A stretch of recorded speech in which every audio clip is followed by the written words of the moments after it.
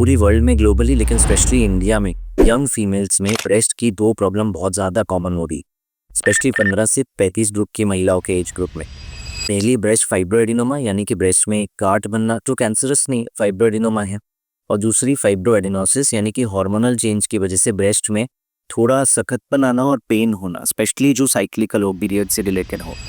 आज के वीडियो में डिटेल में इनके बारे में बात करेंगे, स्पेशली फाइब्रोएडिनोमा के बारे में पहले, क्योंकि लेफ्ट एंड राइट में देख रहा हूँ हर छोटे छोटे नर्सिंग होम में भी फाइब्रोएडिनोमा की सर्जरीज हो रही है। सर्जन्स ऑपरेट करके उसे निकाल रहे हैं और वैलिडली कुछ केसेस में निकालना पड़ता है, लेकिन ना सर्जन्स जानते हैं ना पेशेंट्स जानते हैं कि आज इतनी आधुनिक टेक्नोलॉजी आ गई है जो आप देख रहे हो बैकग्राउंड में, जिसमें हम एक छोटी सी सुई से पूरी गांठ निकाल सकते हैं बिना किसी ब्लेड यूज किए, बिना किसी टाके के, बिना किसी निशान या स्कार के। लेयरली एक छोटा सा डॉट ग्रे पिगमेंटेशन दिखता है, नहीं तो वो भी नहीं। सो बिना टाइम वेस्ट किए आज के टॉपिक्स पे आते हैं। आज हम डिस्कस करेंगे क्या होता है फाइब्रोएडिनोमा, क्यों होता है, लक्षण क्या है और किन केसेस को सर्जरी या ट्रीटमेंट की ज़रूरत है, और ये आधुनिक टेक्नोलॉजी के बारे में जिसमें बिना सर्जरी के ट्रीटमेंट किया जा सकता है। तो अंत तक ज़रूर जुड़े रहे, शायद आपकी या नज़दीकी किसी लड़की की ज़िंदगी बदल सके इस वीडियो से। पहली बात, फाइब्रोएडिनोमा क्या होता है। ब्रेस्ट में फीमेल के दो टाइप के टिश्यू होता है। पहला फाइब्रोग्लैंडुलर टिश्यू, जो आगे जाकर माँ बन के दूध वगैरह प्रोड्यूसिंग में डक्स वगैरह हेल्प करता है, और दूसरा फैट टिश्यू, चर्बी या फैट। उम्र के साथ साथ इसका रेशियो चेंज होते जाता है। अगर आप एक यंग महिला को देखोगे तो फाइब्रोग्लैंडुलर टिश्यू बहुत ज़्यादा होता है। जैसे जैसे एज बढ़ती है वो टिश्यू कम होता जाता है और मेनोपॉज के पास तो ऑलमोस्ट फैट से रिप्लेस हो जाती है ब्रेस्ट।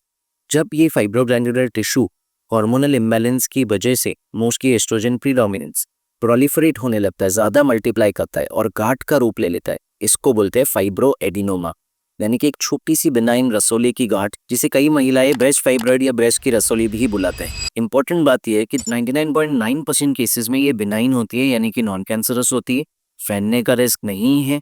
यूजुअली इसका लाइफ साइकिल ऐसा होता है कि ये बढ़ेगी एक उम्र तक, 35 साल के बाद यूजुअली श्रिंक होकर इन्वॉल्यूट हो जाएगी, गायब भी हो जाएगी, क्योंकि शायद हार्मोनल चेंजेस हो रहा है, मैरिज और प्रेगनेंसी खत्म हो गई है। मोस्ट केसेस में, सब में नहीं, आजकल एज लेट हो रही, इसलिए। तो क्यों होते हैं ये फाइब्रोएडिनोमास? कुछ केसेस में जेनेटिक टेंडेंसी देखी गई है, कुछ मिड जीन्स होती है, वो जीन्स के म्यूटेशन या वो जीन्स की वजह से ये फैमिलीज में रन करता है, और कई हद तक हार्मोनल इम्बैलेंस जो कि लाइफस्टाइल से प्रभावित है।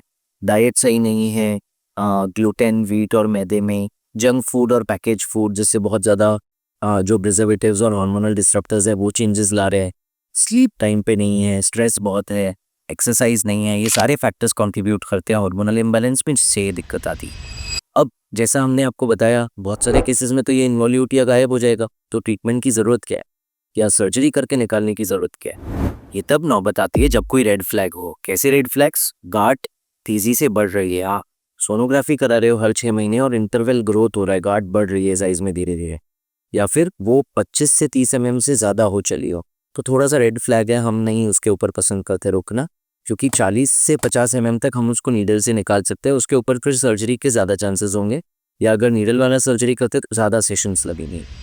गांठ की वजह से बहुत पेन हो रहा है और पेशेंट बता रहा है कि जहाँ पे गांठ है वहीं पे टेंडरनेस और पेन है, इतना कि अभी ब्रा वगैरह पहनते समय भी वहाँ पे दुख रहा है या टेंडर हो रहा है, तो डेफिनेटली निकालना चाहिए। अगर वो गांठ सोनोग्राफी पे शेप चेंज हो रहा है और रेडियोलॉजिस्ट बोल रहा है कि इसका बाइलेट स्कोर बढ़ता जा रहा है, 4A हो रहा है, यानी कि कैंसर की संभावना बढ़ रही है, तो निकालना चाहिए, फिर उसे फॉलोअप पे नहीं रखना चाहिए। ऑफकोर्स अगर पेशेंट को कभी कभी बहुत एप्रीहेंशन हो जाता है गांठ की वजह से, एंजाइटी और एप्रीहेंशन, तो भी हम निकालते हैं, क्योंकि पेशेंट को समझाने के बाद भी कि नॉन कैंसरस है, फॉलोअप पे रख सकते हैं, अगर वो बहुत टेंशन में तो निकाल देने में बनाइए। ये लिस्ट यहाँ तक लिमिटेड नहीं है, और भी कारण है जब गांठ निकालना पड़ता है, बट मोटा मोटा ये कारण होता है कि गांठ बड़ी हो रही है, पेन कर रही है, फॉलोअप पे ग्रो हो रहा है, तो फिर निकालना पसंद करते हैं, जिससे पेशेंट को लाभ हो और ये गांठ लैब में भी जाए, जिससे हमें पता चले पैथोलॉजिस्ट से कि ये फाइब्रोएडिनोमा ही है ना, कोई डरने वाली बात नहीं। अब ट्रेडिशनल तरीका इसको निकालने का सर्जरी था, जिसमें यूट्यूब पे ही बहुत सारे वीडियोस है कि कैसे फाइब्रोएडिनोमा को निकाला जाता है। एक कट दिया जाता है, गांठ को निकाला जाता है, तब तक पेशेंट या तो बेहोश किया जा सकता है या नर्व ब्लॉक्स, या लोकल में भी कभी कभी कुछ सर्जन्स करते हैं। लेकिन आज ये आधुनिक टेक्नोलॉजी आ गई, जो मैं चाहता हूँ कि इंडिया के हर घर में फैले। अभी भी अगर 1000 फाइब्रोएडिनोमा ऑपरेट होते तो शायद एक वैक्यूम असिस्टेड एक्सिजन होता होगा इंडिया के 3 या 4 हॉस्पिटल्स में, जितना मेरा अंडरस्टैंडिंग या एक्सपीरियंस है। तो ये प्रोसीजर में जैसा आप देख रहे हो, हम पेशेंट की ब्रेस्ट को क्लीन करते हैं बिल्कुल सर्जरी की तरह, ओटी में या कभी कभी क्लिनिक में, क्योंकि ये ओपीडी बेसिस पे भी हो सकता है। एक पतली सी सुई से गार्ड के पास स्किन और गार्ड के आसपास सुन कर देता है, लोकल एनेस्थेशिया दे देता है। जब गार्ड पूरी तरह नम हो जाती है तो एक दूसरी सुई से जाके पूरी गार्ड पीस बाय पीस निकाल देते हैं। पूरा काम एक सुई से हो रहा है। जैसा आपने देखा एंड में पूरा सैंपल बाहर आ चुका है। जितने पेशेंट्स ने हमें रिपोर्ट भेजी है 3 महीने बाद, सब में पूरी तरह गार्ड गायब है, कभी गार्ड का अंश भी नहीं दिखा है। इनफैक्ट ओटी में ऑन टेबल हमें दिख जाता है कि गार्ड पूरी तरह निकल चुकी है, क्योंकि ये पूरा काम एक होल से हो रहा है। थोड़ा सा मोटा होल है पर एंड में होल है पेन के लिम्ब से भी पतला, तो इसके लिए कोई टाके की ज़रूरत नहीं है। 99.9% कोई स्कार नहीं छूटता। कुछ पिगमेंट्स होती है सर, आपने तो बोला था कोई स्कार नहीं है। देखो एक ग्रे कलर का छोटा सा पिगमेंटेड डॉट है, वो हमने देखा है। बहुत ही फेयर स्किन लेडी है तो एक छोटा सा ग्रे कलर का tiny dot bleeding risk, infection risk, complication risk ना के बराबर है। पॉइंट है कि जब सर्जरी के सामने ऐसी टेक्नोलॉजी है और यूएस एफडीए से अप्रूव कर चुकी है 4 सेंटीमीटर तक की गार्ड को, दिल्ली, सूरत, तमिलनाडु और हम खुद 5 से 6 सेंटीमीटर की गार्ड तक रेगुलरली जाते हैं और हमें आज तक दिक्कत नहीं है। बहुत रेयर अगर कोई गार्ड बहुत सख्त है, नहीं कट रही है तो अलग बात है, नहीं तो अदरवाइज 99.5% केसेस में बहुत स्मूथ हो जाता है ये प्रोसेस। साथ में मैं आपको बहुत वीडियोस दे रहा हूँ, जैसे ये एनिमेशन वीडियो की ये प्रोसीजर हम कैसे करते हैं, ये लाइव केस डेमो और भी कुछ वीडियोस ये बीमारी के आ रहा हूँ। चैनल सब्सक्राइब करना ना भूले, क्योंकि ब्रेस्ट फाइब्रोएडिनोमास पे आके बहुत बात करने वाले हैं। सुरक्षित है ये सेशन।